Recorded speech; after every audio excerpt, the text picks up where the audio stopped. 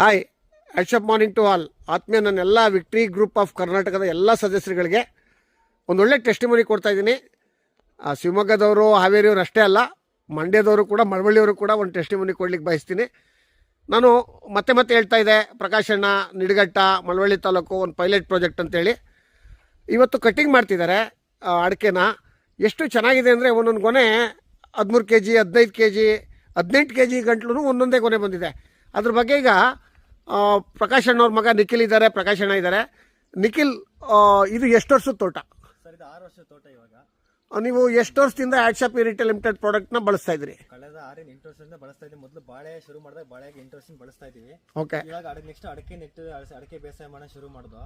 ಈ ಕಳೆದ 6 ವರ್ಷದಿಂದ ಇದನ್ನ ಬಳಸ್ತಾ ಬಂದಿದ್ದೀರಿ. ಮೊದಲನೇ ಫಸಲು ಯಾವಾಗ ಸಿಕ್ತು ನಿಮ್ಗೆ? ಎಷ್ಟು ವರ್ಷಕ್ಕೆ ಸಿಕ್ತು? 4.5 ವರ್ಷಕ್ಕೆ ಸಿಕ್ತು. 4.5 ವರ್ಷದಲ್ಲಿ ಮೊದಲನೇ ಫಸಲು ಕೂದಾಗ ಎಷ್ಟು ಬಂದಿತ್ತು? ಅವಾಗ 1 ಟನ್ ಕಟಿಂಗ್ ಮಾಡಿದ್ದು. 1 ಟನ್ ಎಷ್ಟು ಎಕರೆಗೆ? ಈಗ 600 ಗಿಡಕ್ಕೆ 600 ಗಿಡಕ್ಕೆ 1 ಟನ್ ಕಟಿಂಗ್ ಮಾಡಿದ್ರಿ. ಇನ್ನೊಂದು ಕಡೆ ತೋಟ ಇದೆ, ಆಮೇಲೆ ಹೇಳ್ತೀನಿ ಅದನ್ನ. ಬಟ್ 5.5 ವರ್ಷಕ್ಕೆ ಇನ್ನೊಂದು ಕಟಿಂಗ್ ಆಯ್ತಲ್ಲ, ಅವಾಗ ಎಷ್ಟು ಟನ್ ಆಗಿತ್ತು? ಅವಾಗ 2 ಚಿಲ್ಲರೆ ಕಟಿಂಗ್ 2 ಚಿಲ್ಲರೆ ಕಟಿಂಗ್ ಆಗಿತ್ತು. ಇದು ಮೂರನೇ ವರ್ಷದ ಫಸಲು. 6.5 ವರ್ಷಕ್ಕೆ ಕಟಿಂಗ್ ಮಾಡ್ತಾ ಇದ್ದೀವಿ. 4.5 ವರ್ಷ, 5.5 ವರ್ಷ, 6 ವರ್ಷ ತುಂಬಿದ 3ನೇ ಕಟಿಂಗ್ ಮಾಡ್ತಾ ಇದ್ದೀರಿ. ಈಗ ಇದೇ 600 ಗಿಡಕ್ಕೆ ಎಷ್ಟು ಟನ್ ಎಕ್ಸ್ಪೆಕ್ಟ್ ಮಾಡಿದ್ರಿ? ಈಗ ಆಲ್ರೆಡಿ ತೂಕ ಆಗಿದೆ.